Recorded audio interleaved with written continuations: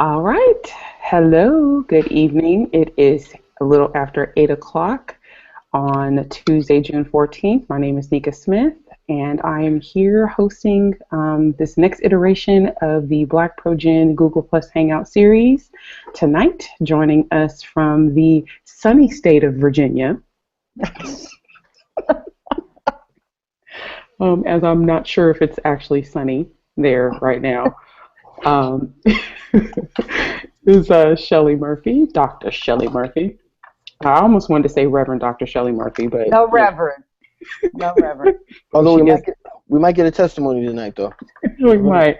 And this week I actually have my tambourine. So if we did have any testimonies, I'd be ready to go with that. There you go. True, help me out. Actually, I have two tambourines. I have two little baby tambourines. Not because I was the lady that was in church that was super territorial about her tambourines, but because I went to and hosted a conference where we actually put them out on the tables, and when people had like breakthroughs or like something really cool that they said, we would shake them after they said it. It was just this really happy? Yeah. When you got happy, we would do it. So that's why I have two tambourines. So anyway, going back to the sunny state of Maryland, I think that's where you are, right, James? Yep. Yes, it is. It's sunny because I'm here. Oh my goodness. I bring the sunshine. Oh. I know, and you were just back from California. Yeah. You had a whirlwind trip. Yeah. It's sunny out there without me, but it was great. It was great. And he looked so good in that uniform, all dressed up. Oh, thank you. Thank you. Yeah, it was great. I had a good time. A very very interesting experience. Plus, it was California. My first time in Los Angeles. I love it. Which is great. I'm sure you totally fell in love with the weather, and yeah, you did. Absolutely. But like I said, on the genealogy note, I got to see some distant cousins of mine. They threw me a nice, do a nice little barbecue as a surprise. I didn't know. That was really nice. And it was great. And the conference wasn't that bad. And the conference wasn't that bad either. What did you speak on? The topic that I spoke on was called the actual name of the paper is called Prince Hall Masons, Agents of Agitation and Abolition.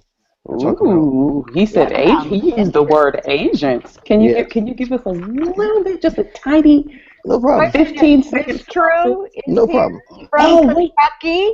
Yes, I'm sorry. I forgot about my road dog. Get my cousin, girl. Lord, forgive me. My You're girl, good. I was immersed. Just to the north of me, representing that KY, as in Kentucky. Team Lexington in the house. That's right.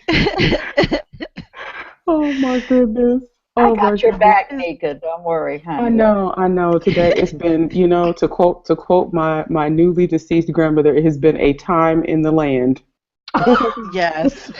I need to trademark that phrase because it is so applicable in so many areas. Use that one. Yes, I use that for everything. And in place of me cursing, I'll say the word situation, or using like a dirty word, I'll say situation. I'll fill that in too. So if I hear you using that later, I'll know that you got that from me. Yeah. And sliding in on the DL, sort of, who just joined us, is Felicia Addison out of Southern California, which is just where James just left, doing his wonderful presentation. She'll probably come on and join us in a little bit, but definitely. Hi, Felicia. As in hi, but not by Felicia. Well, see, the thing is, I'm sure she gets by Felicia all the time, so you got to say hi, Felicia. Absolutely. So tonight is the second of our series talking about state-specific research. I've actually received a lot of amazing feedback on the first one that we did, where we talked about Louisiana and Mississippi research. And of course, we're going to continue to go through various southern states throughout the year. Don't forget to check out the schedule of the remaining hangouts. We'll talk about the next one that's going to come up towards the end of tonight. If you have any questions or conundrums or whatever in reference to Arkansas and the Indian Territory when it comes to African American or freedmen research in those areas, feel free to tweet us, hashtag it BlackProGen. We've got people standing posted, i.e. True, Shelly, me, on Twitter, looking for your questions for those particular areas. Have you gone to research there? Are you scared about going to research there? Whatever, just let us know. We're here to answer your questions. Definitely want to start out tonight just giving a little bit of credence to the tragedy that we had happen in Orlando a few days ago. I think it's all been really heavy on all of our minds. Some folks may be wondering, what does this have to do with genealogy? But in reality, it has a lot to do with genealogy. There is likely someone in the families of the folks that passed away who's going to have to document this incident. Yeah. Things like this have happened on this scale and larger have happened throughout history. And it becomes disturbing for us, as researchers when we have to document this in our database and in our files and things like that. And I just really encourage those of you who are watching this experience and are experiencing everything that we're going through right now through social media, through the news, whatever, write down your thoughts and your emotions about what's going on. And, if you don't think you're a good writer, just think about different things that were pulled out for you. And those will be things that your descendants will actually kind of look forward to reading later on. And also, look at how it's being covered right now and think about how you report on events such as this in your family's lineage. And when you get those news reports or when you get those first accounts from diaries or wherever you're looking at, be sure to look at them from the same eye somewhat in terms of thinking critically when you're adding those records to your databases and to your genealogy research. Is there anything you all want to add in before we get started with everything tonight?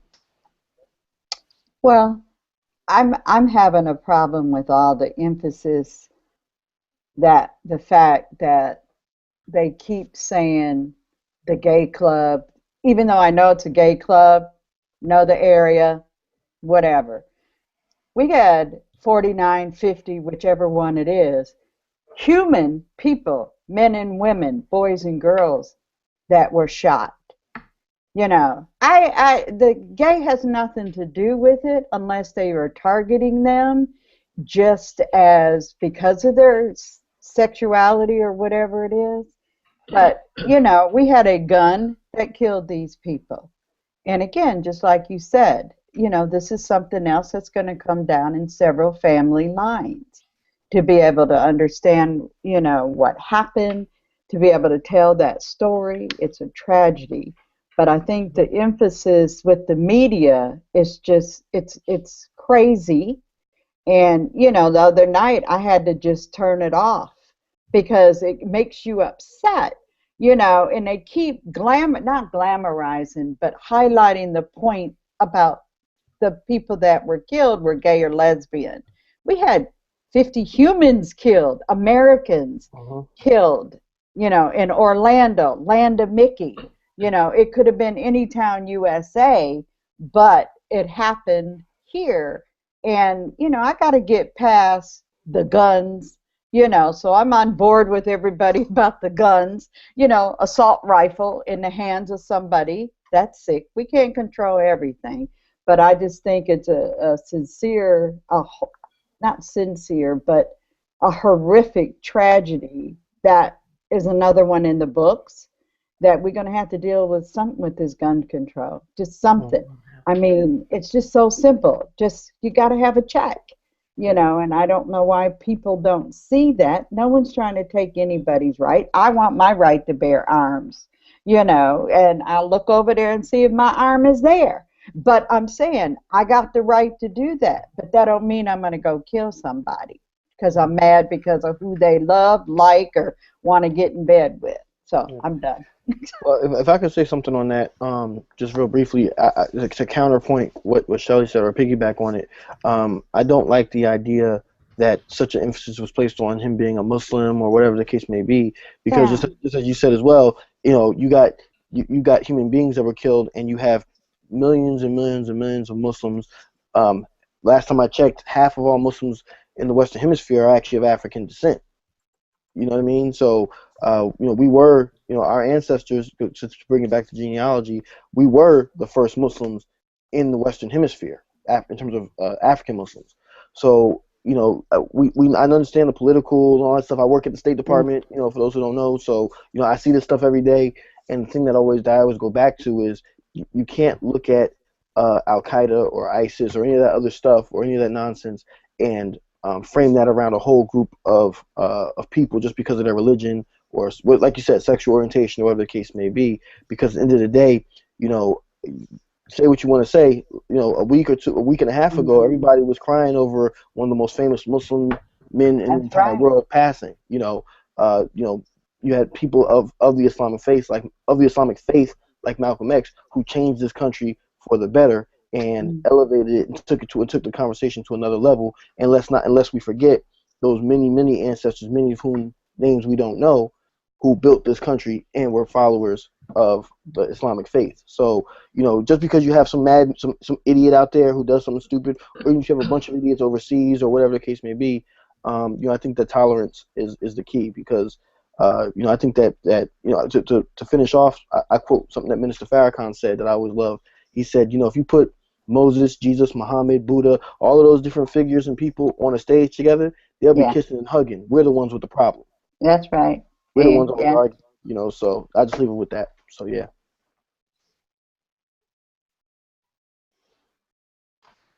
Anyone else want to chime in before we get started? No? It's just too much. I can't take it anymore. Yeah, it is too much. I'm a child of the civil rights era. I have watched murder after murder after murder after murder. And what was it, 20-something years ago, maybe a little bit more than that, there were 30 people killed in a gay club. So, that never made headlines. I don't want to go there. It's just horrendous. It's sad. You don't see the humanity in others. And, wow, But, it's very interesting because there was, as Shelley pointed out, or was it James, that, we just buried Muhammad Ali and everybody's praising him. And then, it's insane and more than crazy. And it's like, I've reached my saturation point. I can't even watch the news. I just make sure that, the country's still intact. I watch CNN once in the morning, look at the headlines, I'm done. Look at the local news, I'm done. It's too much. I deleted it. I deleted the app today. Which app?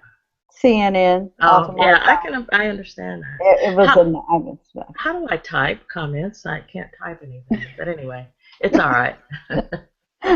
Anyway. Well, I would say, lastly, before we jump into everything, just really think about this time that we're living in and how you can share your voice with your descendants about what is happening currently and write about it. And if you don't write about it, vlog, videotape yourself. Put it in your journal. Put it in your journal. Do something because, there are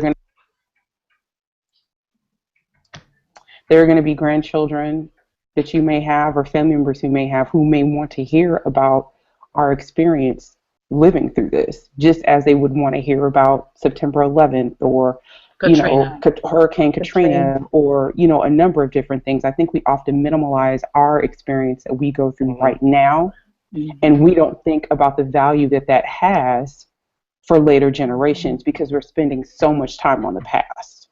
Yeah. So, I just really admonish everybody that's watching right now just to really, just be mindful about that and, to keep that in mind when these things take place. Just give yourself time to decompress. I actually didn't watch the news for the first time until yesterday about this. I was purely online, and I'm actually glad I didn't because I caught somebody that I'm not very fond of speaking about this whole incident.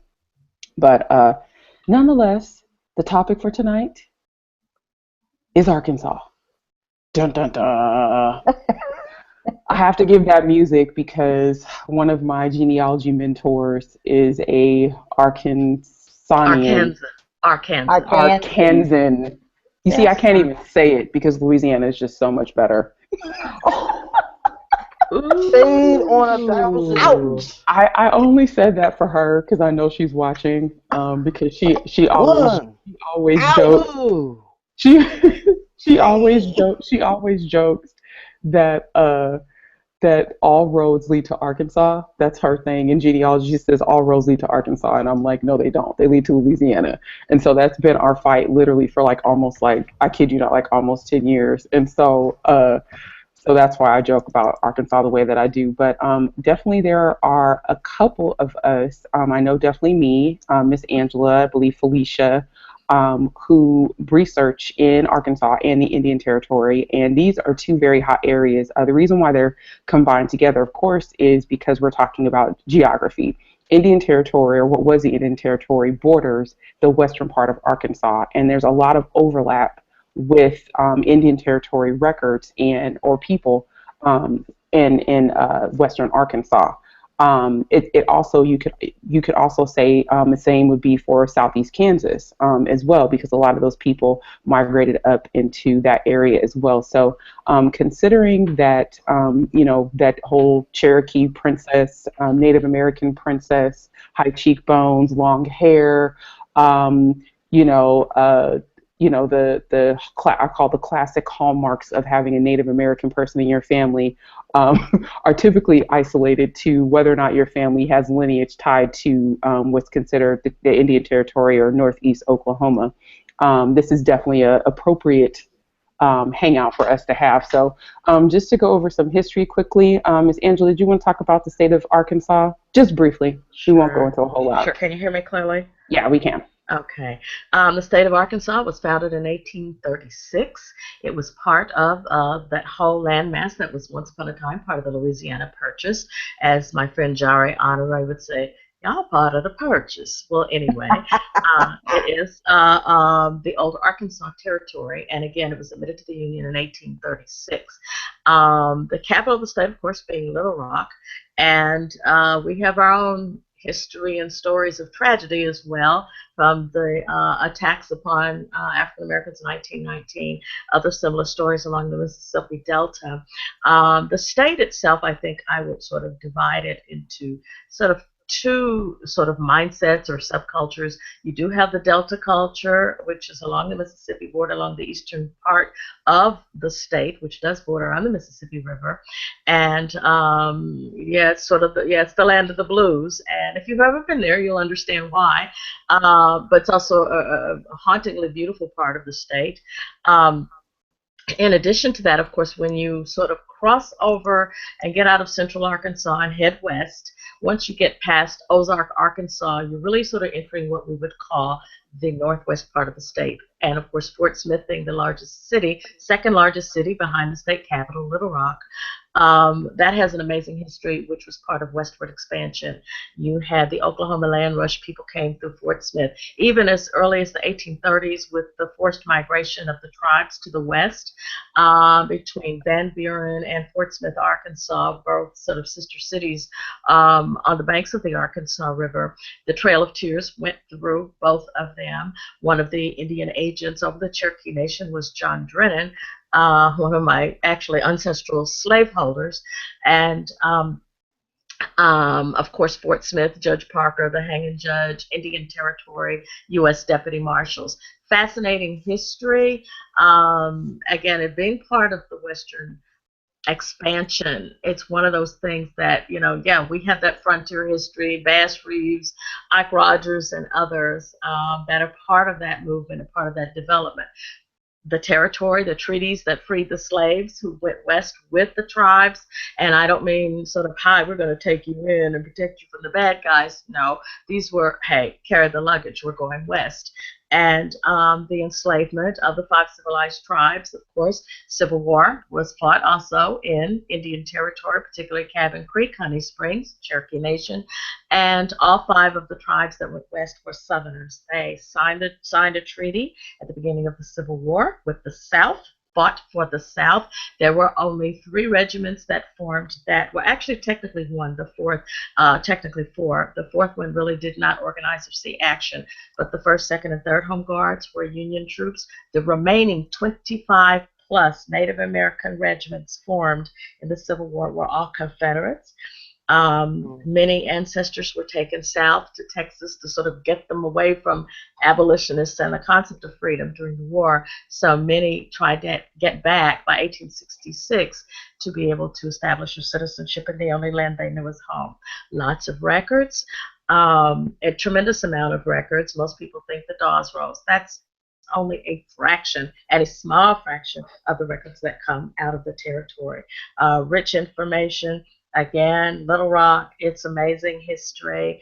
Little Rock Central High, part of the civil rights movement, but the attack upon Black people. We had our own Rosewood story in Catcher, Crawford County, just north of Van Buren. Elaine, the Elaine Race Riots of 1919. Rich history, fascinating history, amazing story of resistance among the people of color who were victims. And they were victims as early as 2 years before the Civil War. 1859, the Arkansas expulsion law required that all free coloreds had to leave the state by January 1st, 1860, or risk being captured and sold on the auction block. But there were free people in Arkansas. Arkansas had the smallest number in 1860 of free people. I live in a city with Baltimore had well over 10,000, maybe 20,000 free people. The whole state of Arkansas had 144. Those were those who could not travel and leave the state, and so which is why our number is so small. Fascinating history, rich history from civil rights to the Civil War, and rich cultural history as well, music, literature, and more. So yeah, a lot of things come out of Arkansas. I'm done for the time being. And Bill Clinton. And Bill Clinton, yes. I lived there for almost 4 years, and I Okay, where were you? Arkansas. I live in Blytheville. Blytheville. Let me say it correctly, because I was coming from the north and went to Arkansas. It reads Blytheville, but it's Blytheville. Blytheville. Right. Yes. Flat. Isn't that the home? No, Fayetteville's the home of Walmart, right? No, Bentonville is the home of Walmart. About maybe 45 minutes north of Fayetteville. Fayetteville is the home of the University of Arkansas. That whole part of Arkansas is really quite fascinating and amazingly, just hauntingly beautiful. It's the foothills of the Ozark Mountains coming out of Missouri. The mountains, absolutely stunning in terms of geography. I didn't know. You said where Walmart was founded where? Bentonville, Arkansas. That's the home of Walmart. If you order a pair of prescription glasses from Walmart, it takes about a week and a half for you to get them, because they have to have them shipped from Bentonville to your local Walmart. Everything comes out of Northwest Arkansas. Yeah. So you're telling me that there's still slavery in Arkansas? Oh, what? There's slavery everywhere. You don't think there's some in D.C.? Yeah, no, it's here too. It expanded. We know where it started from. Now we know it came. We know they came from Bentonville. I'm just joking. I will give you another point. The founder of let me preface it this way. My brother is older than I. His name is Sam Walton Jr., named after my dad. My dad obviously was Samuel Walton. My grandfather's name was Samuel Walton. My great-grandfather, who married Sally, his name is Samuel Walton. I never made that connection. 4 Sams. The founder of Walmart in good old Bentonville, Arkansas, is Samuel Walton. Yeah. I will only say that I am not a greedy person. I will only ask for 1%. And I'll never, ever bother them again. So that's my story. Have you ever tracked that line to see? It doesn't go to them, but hey, well, it could be a brother. I think I need to say, yes, I've tracked it, and we're cousins. Why not? Yeah. And I do see Miss Sally back there now. Miss Sally back there on the wall. Was she born in Arkansas or in Oklahoma? She's born in the Choctaw Nation in 1863. Correct. But it's bordering, right? It borders. You can almost spit across the river, and you're in Indian territory. Okay. So, question. Choctaw Nation had slaves. Yes. African descended African American. Sally was born a slave in 1863. Yes. Slavery was not abolished in the territory officially until 1866. And so that means there's probably Choctaw records reflecting There are. enslaved. Can you tell us about some of those records? Well, there are lots, and don't think the Dawes Rolls are all of it. That's a portion of the records that you can get. There are, by the way, 4 records on Ancestry, 4 record sets on Ancestry that all pertain to Oklahoma and Indian Territory. One is called Oklahoma and Indian Territory Marriage, Citizenship, and Census. Um, Another, and this is all Oklahoma and Indian Territory subsets that you will find on Ancestry. And those records, marriage, citizenship, and census records, extend from 1841 to 1927. The second collection on Ancestry, also called Oklahoma and Indian Territory, that consists of Indian censuses and rolls, 1851 to 1959. And there are multiple tribes that are in these records, okay, not just Choctaw. In that particular one, between 1851 and 1959, you will find records, the census of Choctaw and Chickasaw freedmen. Those are formerly enslaved people in the tribes. Cherokee census over on multiple years, but also other tribes, Cheyenne and Arapaho, Concho Agency, Delaware rolls, Eastern Cherokee rolls, airship and Indian and index cards from the Shawnee tribe of Oklahoma, Kickapoo settlement records, Miami agencies, these are the Miami Indians, with ties originally out of Ohio. And well, Delaware's came originally from the Delaware, the state of Delaware as well. Osage agency, Seminole rolls, and Shawnee. That's in just the second collection of Oklahoma and Indian Territory records. The third consists of the Indian Territory Dawes records, the Dawes records that contain the freedmen, who are the once enslaved families. I'll say, well, people and their children, because there are people who are on the Dawes rolls who were born free, meaning after 1866, who are also on the rolls. But tremendous record set, cards, interviews, final rolls, earlier census rolls as well. And then, of course, you have the land allotment jackets, which that is also part of the Dawes rolls, part of the Dawes record. For every Dawes card, there's an interview that you can get that accompanies that card. Extremely rich record set, and I'm not even scratching the surface.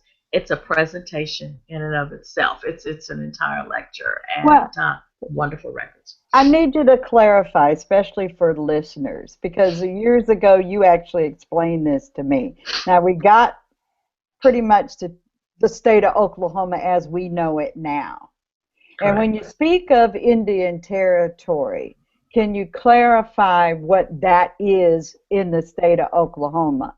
Because today, I remember, today and back, say, today, 19th century. Indian Territory would roughly be described as the eastern half of the state of Oklahoma. So the eastern half. The eastern half, which would consist of Cherokee, Choctaw, Chickasaw, Creek, and Seminole nations.